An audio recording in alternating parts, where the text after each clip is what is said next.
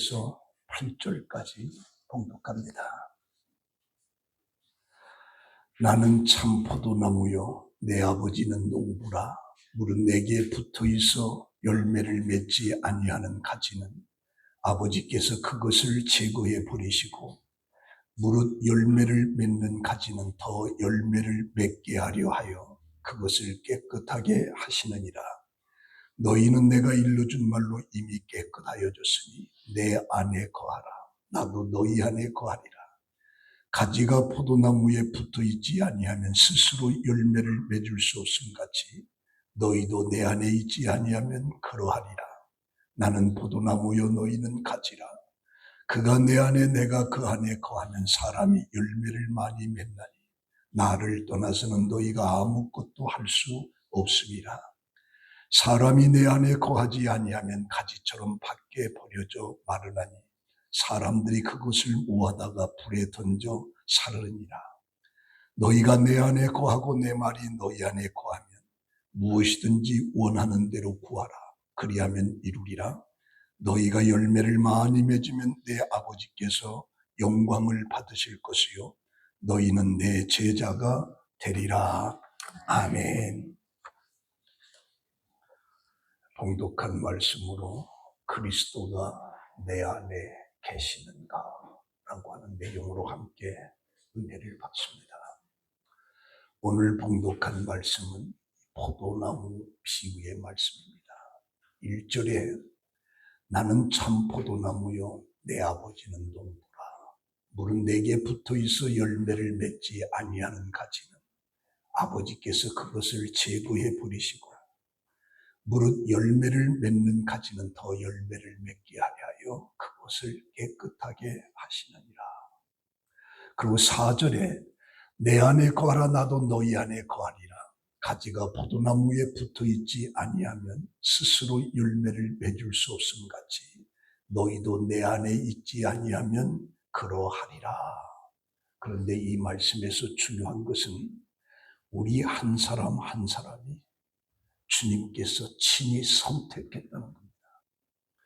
그래서 16절에 보면 너희가 나를 택한 것이 아니요 내가 너희를 택하여 세웠나니 이는 너희로 가서 열매를 맺게 하고 또 너희 열매가 항상 있게 하여 내 이름으로 아버지께 무엇을 구하든지 다 받게 하려 함이라. 너희가 나를 택한 것이 아니다. 내가 너희를 택하여 세웠다. 사실 내가 결정하고 내가 선택한 것 같지만 알고 보면 그것은 하나님의 은혜입니다. 하나님의 주권이고 하나님의 선택입니다. 죄인인데도 불구하고 나를 선택하여 준 것이 얼마나 감사할 것밖에 없는 거죠. 그래서 나를 선택하신 하나님이 우리에게 하나님 안에 거하라.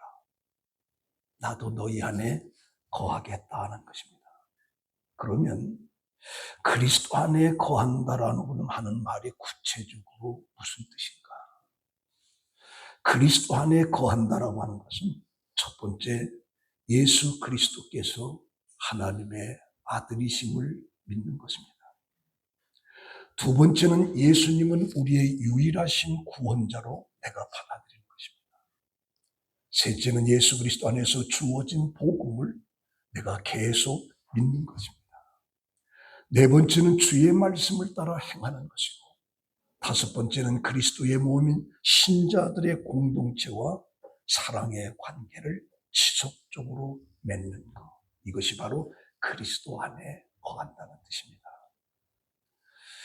노벨 물리학상을 받은 어인 슈르딩드는 생명의 특징이 무엇인가, 살아있다라고 하는 것이 무엇인가 라고 할 때 어떤 존재가 계속적으로 다른 물질과 상호 교환하며 움직이고 무엇인가 일하고 있을 때 우리는 그것을 살아있다.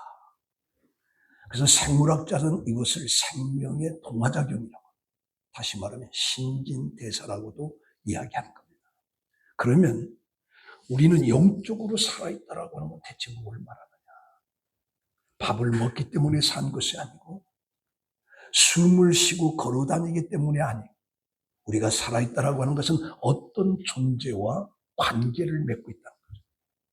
그러면 어떤 존재와 관계를 맺고 있는 것인가? 그것은 바로 생명 대신 예수 그리스도와 관계를 맺고 있는 것이 영으로 살아있다는 뜻입니다. 그래서 요한복음 14장 6절에 보면 내가 길이요 진리요 생명이니 나로 말미암지 않고는 아버지께로 올 자가 없다. 생명이신 하나님, 그 하나님이 내 안에 계시다. 내가 하나님 안에 있다. 우리 옆 사람들 쳐다보면서 하나님은 내 안에 계십니다 하면 얘기 한번 해보세요. 또 내가 하나님 안에 있습니다 라고 얘기 한번 해주세요. 근데 이렇게 말하는 것은 말의 능력입니다. 말의 능력. 탈무드에 의하면 인간의 혀에 대해서 이런 이야기를 합니다. 한 나라의 임금이 하루는 광대 시몬에게 세상에서 가장 좋은 것을 구해라. 그리고 또 요한에게는 세상에서 가장 나쁜 것을 구해라. 얼마 후에 두 사람이 돌아와서 임금에게 자신이 찾은 그 상자를 갖다 바친 겁니다. 그래서 임금이 가장 좋은 것이 무엇인지 열어보니까 거기는 혀가 들었습니다. 그래서 가장 나쁜 것이 들어있는 상자를 열라고 하니까 열어보니까 거기도 역시 혀가 들어있는 거예요. 그래서 가장 좋은 것도 혀고 가장 나쁜 것도 혀다. 이 세치혀가 우리들의 운명을 좌우한 겁니다. 이 혀의 신경이 온 우리의 신경을 다스리는 겁니다. 그래서 사람들이 요새 암에 걸리면 나는 암 때문에 죽는 것이다. 사실 암 때문에 죽는 것이 아니라 그 암에 걸렸다라는 이 절망으로 인해서 사람이 죽는 거예요. 그래서 나는 이제 암에 걸렸다. 나는 이제 죽는다. 나는 절망이다. 그래서 암을 고치는 똑같은 의사가 똑같은 환자에게 똑같은 약을 주었는데 한 사람은 22%밖에 치료가 안 돼요. 근데 한 사람은 74%의 환자가 나았다고 그래요. 왜 그러냐? 한 사람은 그냥 약을 주면서 이 약 먹으세요. 꼭 먹으세요. 그러고 준 거예요. 근데 다른 의사는 이 약을 잡수면 살아납니다. 희망이 있습니다. 걱정하지 마십시오. 이 말 몇 마디를 해줬던 거예요. 근데 뜻밖에도 이 말 몇 마디 한 환자는 74%가 나옵니다. 희망을 안 준 그 환자는 22%밖에 안 되는 거예요. 그래서 이 말이라고 하는 것이 얼마나 능력이 있다라고 하는 걸 알아야 돼요. 이 스탠리 존슨이라고 하는 인도의 선교 생활을 한 유명한 선교사가 있습니다. 그는 86살에 중풍에 걸렸어요. 사람들은 다 끝장났다고 하면서 은퇴하라고 합니다.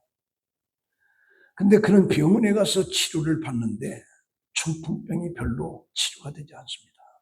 그래서 그는 간호원에게 부탁을 했습니다. 내가 혀가 굳어서 말을 못하니까 간호원이 내게 매일 주사를 놓으려고 할 때 꼭 이 말을 해달라. 목사님, 나사렛 예수의 이름으로 일어나세요. 그래서 이 주사를 하루에 3번 씩을 주는 거예요. 이 3번 씩 줄 때마다 이 간호사는 그 목사님에게 목사님 나사렛 예수의 이름으로 일어나세요. 라고 이야기를 하루에 3번 씩 주사 넣을 때마다 하는 거예요. 그리고 간호원은 낄낄 웃으면서 나가는 겁니다. 그런데 얼마 있지 않고 그 사람이 다시 일어났어요. 그래서 그는 86세의 인도의 선교사로 다시 가서 96세 10년을 더 복음을 증거하고 세상을 떠났다는 얘기죠. 말 한마디가 생명을 살리기도 하고 죽이기도 합니다. 주님이 우리를 통하여 일하시기 위해서는 우리도 주님처럼 생명을 살리고 복을 주는 말을 해야 돼요. 다른 사람에게 축복을 하면 그 축복이 내게로, 다른 사람을 저주하면 그 저주가 내게로. 말은 눈에 안 보이지만 큰 결과를 낳습니다. 그러니까 내 안에 하나님이 계시다, 내가 하나님 안에 있다 라고 하는 이 말은 능력이 되는 거예요. 말은 그렇게 중요한 거예요. 세계적인 철학자 나폴레옹 힐이라고 하는 사람이 있습니다. 그는 8살 때 어머니가 돌아가시고 그 후에 아버지가 새 어머니를 받아들입니다. 하루는 아버지가 친척들을 다 모아놓고 새 어머니에게 자기 가정 식구들을 전부 다 소개하는 겁니다. 근데 나폴레옹 힐이 8살 때인데 그의 차례가 가까이 오자 그는 긴장하면서 얼굴을 찌든거리는 겁니다. 그때 아버지가 새 어머니 앞에 자기 머리를 쓰다듬으면서 하는 얘기가, 이 내 아들 이름은 나폴레옹, 우리 마을의 최고의 장난꾸리, 악동입니다. 지금도 무슨 일을 벌일까 궁리하는 중일 것입니다. 그러니까 거기 있던 모든 사람들 다 웃었어요. 그러나 나폴레옹 힐은 그 순간의 마음에 결심을 합니다. 그래? 내가 악동이야? 그럼 악동이 무엇인지를 내가 보여줘야 되겠다. 집안을 지옥으로 만들어야 되겠다. 근데 그 새 어머니가 다가오자만 남편을 밀어내면서 가만히 머리를 쓰다듬고 들여다보면서, 여보, 당신은 이 아이를 잘못 봤어. 나폴레옹의 마음은 최고 악동이 아니에요. 아직 어려서 지혜를 제대로 발휘할 줄 모르는 분. 내가 보니까 아주 영리한 소년입니다. 그때 나폴레옹 힐은 새어머니가 북돋워준 그 말에 순식간에 온몸이 뜨거워지면서 용기를 얻었습니다. 그렇지. 그럼 내가 최고의 지혜로운 놈이지. 악동은 아니야. 그래서 그 후에 타자기를 사서 새어머니에게 타자를 배우면서 자신의 생각을 글로 옮기기 시작하면서 열심히 공부했습니다. 그는 세계 여러 나라 대통령과 왕의 자문 역할을 하면서 성공학에 관련된 책들을 통해서 수백만 독자들에게 희망과 용기를 준 위대한 저술가가 된 겁니다. 만약에 아버지 말대로 했더라면 그는 깡패 두목이 됐을 겁니다. 새어머니가 집으로 온 날에 대해서 그는 이렇게 회고록을 합니다. 나는 새어머니가 영리한 소년이라고 말 한마디를 듣자 그동안 악동이라고 생각하던 마음이 바꾸어 먹었다. 그래서 나는 똑똑하고 큰 일을 해낼 수가 있었다. 생각이 이렇게 바꿔졌다. 그래서 입의 말로 죽이기도 하고 입의 말로 살리기도 하고, 말이란 이처럼 한 사람의 인생을 악동으로 만들 수도 있고 위대한 인물로 변화시킬 수도 있습니다.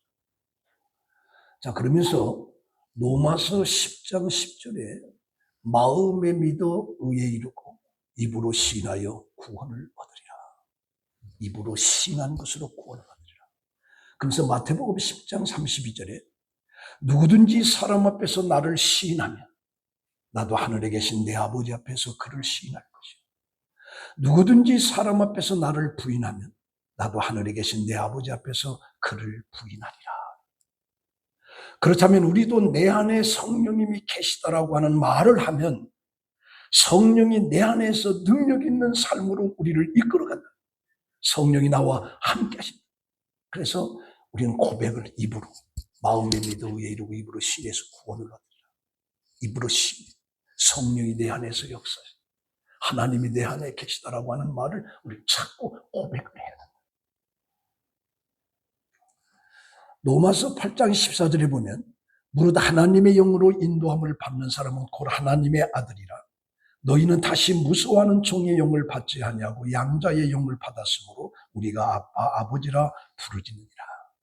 성령이 친히 우리 영과 더불어서 우리가 하나님의 자녀라고 증언한다.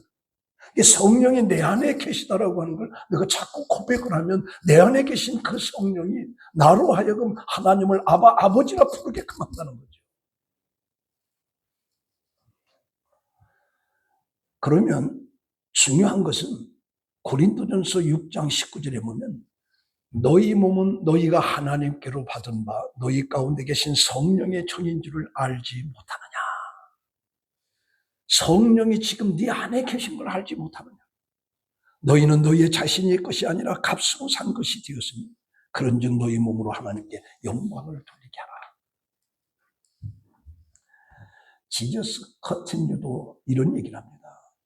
분명한 신앙 고백이 있는 그리스도인임에도 불구하고 영적인 감동을 잃은 채 메마른 심령으로 하루하루를 살아가는 사람들이 있다고 하면 반드시 나의 일상에서 함께 하시는 보혜 성령 하나님과 소통하는 방법을 깨달을 경험이 필요하다. 내가 신앙 고백을 하는데도 불구하고 성령이 내 안에서 역사하는 것을 전혀 느끼지 못한다고 하면 느낄 수 있도록 성령과 소통하면서 살아야 한다. 문제는 내가 그리스도 안에 있다라고 하는 것으로 다 되는 것이 아니라 내 안에 계신 성령 하나님과 소통을 해야 된다는 거죠. 성령이 내 안에 계시다라고 하는 것은 좋지만 내 안에 계신 그 성령하고 내가 소통을 해야 된다. 그러면 무엇을 우리는 소통을 해야 되냐? 두 가지가 있는데 첫 번째는 기도입니다. 기도는 우리로 하여금 하나님과의 영적 대화입니다. 기도가 없는 그리스도인들은 능력 있는 그리스도인이 될 수가 없습니다. 기도를 통해서 우리는 하나님의 음성을 들을 수 있고 기도를 통해서 하나님의 뜻을 발견할 수 있고 기도를 무시하고 등한시하는 자는 결코 승리자가 될 수가 없습니다. 예수님의 생애는 기도의 시작입니다. 기도의 마침입니다. 그가 공생의 요단강에서 40일 금식하면서 기도했죠. 마지막 겟세마네 동산에서 기도하면서 그 일생을 마치죠. 그런데 시대가 변하면서 기도라고 하는 것이 편안한 내적 생활로 도피하는 수단같이 여기는, 기도는 시간이 남아도는 사람에게나 필요한 것입니다. 바쁜 사람들에게는 할 수 없는 행동으로 보는 거죠. 현대인들은 그리스도의 기도를 싫어합니다. 기도를 멀리합니다. 기도를 삶의 시간을 허비하는 것으로 생각합니다. 그러나 기도는 절대로 허비하는 것이 아닙니다. 헛된 것이 아닙니다. 그럼 우리가 왜 기도를 자꾸 멀리하느냐? 생활의 풍요, 생활의 편리함이 우리로 하여금 기도를 멀리하게끔 합니다. 문화를 즐기는 삶이 기도를 멀리하게끔 합니다. 바쁜 생활이 기도를 멀리하고 있습니다. 기도는 뭔가 모자라는 사람들이 하는 것으로 여깁니다. 기도는 나와 상관이 없는, 기도의 필요성을 전혀 느끼지 못하는, 이렇게 생각하는 사람의 마음속에 있는 그 성령하고 소통할 수가 없다. 기도는 성도의 호흡입니다. 호흡이 멈추면 숨이 멈춥니다. 성도는 기도를 해야 해요. 삶의 성공자는 기도의 사람들. 기도는 삶의 능력을 일으키는 키가 되는 거죠. 기도는 모든 것을 견디는 힘이 되고 상황을 반전시키는 힘이 됩니다. 기도는 기적을 만들어내는 힘입니다. 기도는 인생을 역전시키는 겁니다. 그래서 7절에 뭐라고 하냐? 너희가 내 안에 거하고 내 말이 너희 안에 거하면 무엇이든지 원하는 대로 구하라. 그리하면 이루리라. 여러분들께 묻고 싶습니다. 여러분들은 하루의 기도의 삶을 얼마나 하고 있습니까? 기도가 얼마나 많습니까? 기도의 삶을 사는 사람은 결코 실패하지 않습니다. 기도하는 사업가는 결코 실패하지 않는데 그가 실패했다면 기도하지 않았기 때문입니다. 기도하는 학생은 결코 실패하지 않습니다. 실패했다라고 하는 것은 그가 기도하지 않았기 때문입니다. 기도하는 부모는 결코 자녀 교육에 실패하지 않습니다. 기도하는 전도자는 반드시 전도의 열매를 맺습니다. 크루멜 장군은 이런 얘기를 합니다. 전쟁하는 군인도 기도함으로 싸우면 반드시 승리한다는 겁니다. 그래서 우리 삶의 모든 승리는 기도에 달립니다. 그래서 내 안에 성령이 계시고 내 안에 하나님이 계시다라고 하는 걸 고백했지만 내 안에 계신 그 하나님과 소통하는 길이 뭐냐? 기도라는 거예요. 기도 아니면 소통이 아닙니다. 두 번째는 말씀을 통해서 소통합니다. 말씀은 놀라운 힘이 있는데 성경에 나타난 위대한 사람들은 하나님의 말씀으로 변화를 받고 말씀으로 하나님의 뜻을 발견하고 말씀으로 능력의 삶을 살았습니다. 디모데전서 3장 16절에 보면 모든 성경은 하나님의 감동으로 된 것으로 교훈과 책망에 바르게 함과 의로 교육하기에 유익하니 이는 하나님의 사람으로 온전하게 하며 모든 선한 일을 행할 능력을 갖추게 하려 함이라. 바로 말씀이 하나님의 사람으로 온전하게 세상을 살게 하고 선한 일을 행할 능력을 갖추게끔 하는 것이 말씀이라고 해서 말씀. 그래서 내 안에 계신 그 하나님과 소통하는 것 말씀이에요.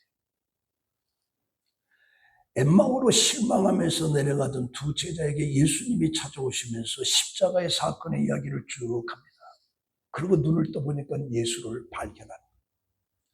그들이 예루살렘에 올라가면서 하는 말이 그가 말할 때 우리의 마음이 뜨겁지 않냐. 말씀을 들을 때 그 말씀이 우리 속에서 뜨겁지 않냐. 그래서 예루살렘에 올라가서 부활의 주님을 만났다고 증거하는 일들이 일어납니다.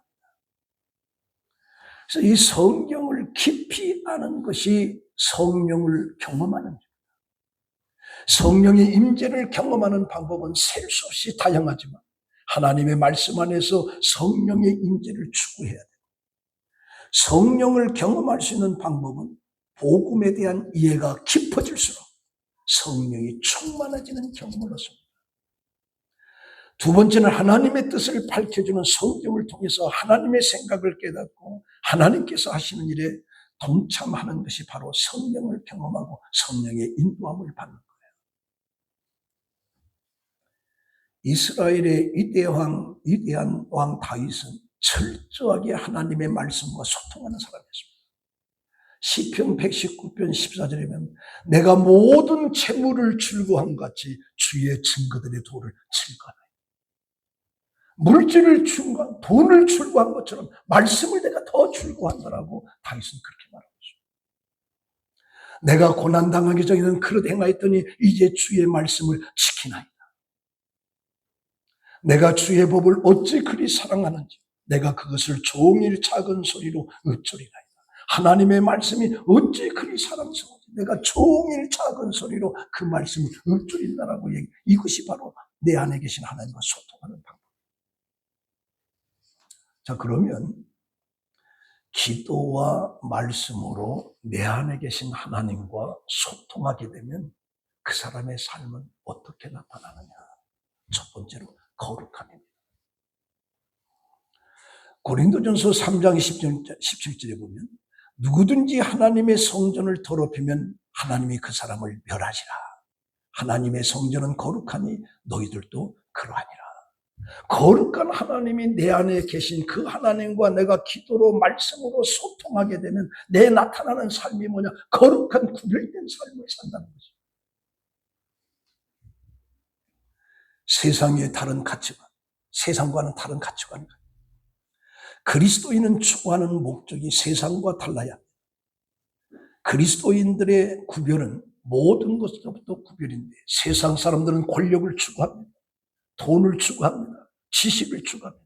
그러나 그리스도인들은 하나님을 의지하는 것을 추구하는 거죠. 그래서 하나님을 의지하는 삶이 될 때 내가 바로 세상에 거룩한 깨끗한 선한 삶을 살게 된다. 세상 사람들은 세상을 의지하지만 그리스도인들은 하나님을 의지하는 거예요. 예수님께서 이 말씀 속에 나는 포도나무요 우리는 그 가지라고 그랬습니다. 포도나무 가지가 포도나무에 꼭 붙어 있지 아니하면 우리는 열매를 맺을 수가 없다는 거죠. 세상에 있는 물질이나 명예나 썩어 없어지는 육신의 것을 집착하게 되면 참된 열매를 맺을 수가 없습니다. 영국의 허드슨 테일러라고 하는 선교사가 중국에 가서 선교를 할 때입니다. 그 선교사로 일할 때 자식도 죽고 동료들도 죽고 몹시 실망하고 절망에 빠져서 어찌할 바를 모르고 신경쇠약과 우울증에 빠지게 됩니다. 그때 동료 선교사가 편지가 왔어요. 사랑하는 주님이 내 안에서 일하게 하시라. 스스로 애쓰고 고통하지 말라. 그분 안에 거하라. 그런 내용인데 테일러는 이 편지를 받는 순간에 빛을 보는 것 같다. 주님을 바라볼 때 기쁨이 용수순천다. 나는 그 안에 거려고 거하려고 헛되게 노력했다. 나는 힘과 평안을 얻기 위해서 헛된 노력을 그치고 이제 그리스도의 능력과 평안 속에서 쉬기로 했다. 나는 더 이상 애쓰지 않겠다. 주님은 나와 함께 하시고 떠나지 않고 버리지 않겠다고 약속하셨다. 나는 그 말을 믿고 나는 편히 살겠다. 그리스도께서 부유한데 내가 가난할 수 있겠는가? 오른손이 부자인데 왼손이 가난할 수 있는가? 머리가 잘 먹는데 몸에 굶주릴 수가 있겠는가? 그 후부터 테일러는 포도나무 가지가 원줄기에 붙어 있듯이 주님 안에 거하는 쉬운 방법을 그는 터득을 한 거죠. 내가 생각할 수도 없고 기도할 수 없을 때에도 주님을 의지할 수 있습니다. 의지할 수 있습니다. 그래서 그는 새 사람이 됐어요. 그래서 그는 사랑하는 아내 마리아가 해산하다가 죽었는데 가슴이 찢어지는 듯한 슬픔을 주님께 맡기고 평안을 가질 수가 있었다. 그래서 중국에 복음을 전했다. 중요한 것은 세상 것, 육신적인 것, 이런 것으로부터 집착하지 않고 전적으로 주님께 집착하고 그 안에 거하는 것이 바로 승리의 비결이고 이렇게 하는 것이 풍성한 열매를 맺는 것이다. 보세요. 아브라함을 왜 하란 땅에서 족과 꾸려는 가나안 땅으로 가라고 했을까? 모든 친척, 아비집, 고향을 다 등지고 떠나가는 그것은 하나입니다. 네 부모를 의지하지 말라. 친척을 의지하지 말라. 네가 살고 있는 그것을 의지하지 말라. 하나님만 의지하라. 왜 하나님이 아브라함에게 하나밖에 없는 독자를 모리아산에 바치라고 합니까? 아들도 의지하지 말고 하나님 의지하라고 하는 조언을 줍니다. 이스라엘 민족이 40년 동안 광야를 배회한 것도 왜 그런 거냐? 하나님만 의지하라는 거죠. 하나님만. 이게 교훈. 그래서 우리가 하나님을 의지할 때 우리는 구별된 거룩한 삶을 살 수가 있습니다. 하나님을 의지하고 세상을 자꾸 쳐다보고 세상의 욕망을 가지고 세상의 꿈을 쳐다보고 그 사람은 거룩한 선한 삶을 살 수가 없습니다. 그 다음에 두 번째는 섬김의 삶이 됩니다. 섬김의 삶. 나는 과연 이 세상을 섬기면서 살고 있는가? 세상을 향한 나의 섬김은 대체 무엇인가? 예수님은 제자들의 발을 씻어주면서 내가 이와 같이 하였으니 너희들도 이와 같이 하라. 발을 다 씻긴. 내가 이렇게 했으니까 너희들도 세상을 그렇게 섬기면서 살아라는 거죠. 예루살렘에서 여리고로 내려가다 강도 만난 자를 구원해주는 그 사마리아 사람 이야기를 하면서 누가 이 강도 만난 자의 이웃이냐? 사마리아 사람. 너도 그와 같으냐? 이게 섬김.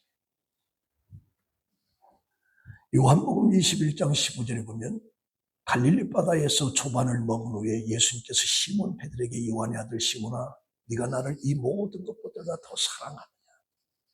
내가 사랑하는 줄 주께서 아시나이다. 내 양을 먹이라.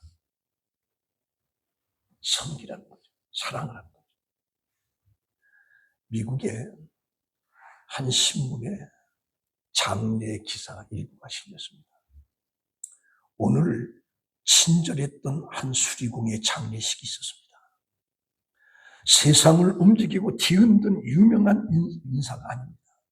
평생 한결같이 성실함으로 행복하게 살아온 79세의 가전제품 수리공입니다. 그 표지, 광고에 나와서. 그때 그 회사에서 일했던 그 회사 사장이 이렇게 말합니다. 그가 하던 일의 절반은 사람들 집에서 망가진 가전제품을 고치는 것이었고 나머지 절반은 어려움을 당한 이들의 삶을 고치는 것이었습니다. 그래서 삶에 어려움이 있는 많은 이들이 가전제품이 망가졌다라고 하는 핑계로 언제나 그 사람을 우리에게 보내달라 그렇게 주죠. 왜? 그는 매우 밝고 매우 친절하며 언제나 사람들에게 도움이 되는 말을 해주었기 때문입니다. 그는 친절한 사람이었습니다. 우리가 중요한 건 내가 무슨 직업을 가졌느냐가 중요한 것이 아니고 그 직업을 통해서 내가 무엇을 하고 있는가가 더 중요합니다. 그 다음에 마지막 세 번째는 복음 전도입니다. 복음 전도. 그리스도 안에 있는 사람들의 특징은 복음 전도입니다. 요한복음 15장 26절에 내가 아버지께로부터 너희에게 보낸 보혜사 곧 아버지께로부터 나오시는 진리의 성령이 오실 때에 그가 나를 증언하실 것이요 너희도 처음부터 나와 함께 있었으므로 증언하시니라. 보혜사 성령이 내 안에 계시면 그는 틀림없이 증언한다는 거예요. 복음을 전도한다는 겁니다. 복음. 사도행전 5장 41절에 보면 사도들이 그 이름을 위하여 능력받는 일에 합당한 자로 여기심을 기뻐하면서 공의 앞을 떠나니라. 그들이 날마다 성전에 있든지 집에 있든지 예수는 그리스도라 가르치기와 전도하기를 그치지 아니하니라. 성령이 내 안에 계시면 기도와 말씀으로 성령과 소통을 하게 됩니다. 그는 어디를 가든지 복음을 증가하게끔 되어 있습니다. 사도행전 4장 18절에 보면 그들을 불러 경고하여 도무지 예수의 이름으로 말하지도 말고 가르치지도 말라 하니 베드로와 요한이 대답하여 이르되 하나님 앞에서 너희의 말을 듣는 것이 하나님의 말씀을 듣는 것보다 옳은가 판단하라. 그들을 때리면서 다시는 예수의 이름을 전하지 말라고 하는데도 그들은 담대하게 너희 앞에 하나님 말씀 듣는 것이 옳은 것인지 판단해봐라. 그러면서 복음을 증거했습니다. 사도행전 10장 42절에 보면 우리에게 명하사 백성에게 전도하되 하나님이 살아있는 자와 죽은 자의 재판장으로 정하신 자가 곧 이 사람은 이것을 증거하셨고 그에 대한 모든 선지자도 등언하되 그를 믿는 사람들이 다 그 이름을 힘입어 죄의 사함을 받는다 하여. 사도행전 23장 11절에 보면 그날 밤에 주께서 바울 곁에 서서 이르시되 담대하라 내가 예루살렘에서 나의 일을 증언한 것처럼 노마에 가서도 증언하리라. 지금 노마의 죄수의 몸으로 가는 그 바울에게 하나님이 나타나신 거예요. 네가 예루살렘에서 복음을 증거한 것처럼 노마에 가서도 복음을 증거해요. 그래서 바울은 노마의 죄수의 몸으로 있으면서도 사도행전 28장 마지막 31절에 보면 하나님의 나라를 전파하며 주 예수 그리스도에 관한 모든 것을 담대하게 거침없이 가르치시더라. 자, 오늘 이 말씀 가지고 결론을 맺습니다. 자, 성령이 내 안에 거하시면 그 성령이 내 안에 거한다라고 하는 것을 입으로 시인하고 고백하는 것이 얼마나 중요한가. 여러분들 안에 성령이 계십니까? 그럼 따라서 내 안에 성령님이 계시다. 내 안에 성령님이 계시다. 그 입으로 시인하고 고백하는 거예요. 근데 성령이 내 안에 계시는 것으로 아닌데 그분과 뭘 해야 되냐? 소통을 해야 돼. 내 안에 하나님과 소통을 해야 돼. 그럼 소통은 뭐냐? 기도. 그 다음에 뭐냐? 말씀이란 말씀. 그래서 기도와 말씀으로 내 안에 성령과 교통을 하게 되면 내 삶에 뭐가 나타나냐? 거룩함이 나타난다. 거룩함이. 세상과 다른 구별된 삶이 되는 거예요. 그 다음에 뭐냐? 섬기는 역사. 친절한 섬김. 여러분들 섬기죠? 섬기죠? 성령이 내 안에 계시면 내가 섬김을 받는 것이 아니라 섬김. 그리고 마지막으로 복음 전도. 내 안에 성령이 계시면 복음 전도하게끔 되어 있습니다. 1년 12달 입 다물고 있으면 성령이 그 안에 계신 거야, 안 계신 거야? 계시지. 근데 소통을 안 하는 거야. 소통을. 그러니까 내가 입을 열어서 복음을 전도하지 못해. 5절에 나는 포도나무여 너희는 가지라 그가 내 안에 내가 그 안에 거하면 사람이 열매를 많이 맺나니 나를 떠나서는 너희가 아무것도 할 수 없느니라. 우리 삶 속에 예수님이 살아계시는가? 내 안에 성령이 계시는가? 내가 예수 안에 거하고 있는가? 내 안에 하나님과 나는 지금 소통하고 있는가? 기도와 말씀으로 성령과 깊이 소통하고 있는가? 소통하고 있다면 내 삶은 완전히 달라져요. 우리 성봉교회 성도 여러분, 성령이 내 안에 계심을 고백하시고 고백하는 거로 끝나지 말고 내 안에서 소통하세요. 기도와 말씀으로. 그러면서 나타난 이 세 가지. 거룩함, 그 다음에 섬김, 복음 정도의 풍성한 열매를 맺는 여러분들의 삶이 되기를 예수의 이름으로 축원합니다. 기도하겠습니다. 하나님 감사합니다. 내 안에 성령이 계신 것을 알지 못하느냐. 내 안에 하나님이 계심을 우리는 고백합니다. 근데 내 안에 계신 하나님과 우리는 소통을 제대로 하지 못하고 있습니다. 내가 기도의 삶을 살아야 되고 말씀으로 세상을 살아가면서 주님과 성령과 소통을 해야 돼요. 그렇게 해야만이 나는 거룩한 삶을 살고 섬기면서 살고 복음을 증거하면서 살 수 있는데 우리는 소통이 부족하고 있습니다. 하나님, 내 안에 계신 하나님과 우리는 소통하게 하옵소서. 기도의 삶을, 말씀의 삶을 살게 하여 주시옵소서. 그렇게 삶을 통해서 하나님의 사람을 드러내면서 살게 하여 주시옵소서. 예수님의 이름으로 기도합니다. 아멘.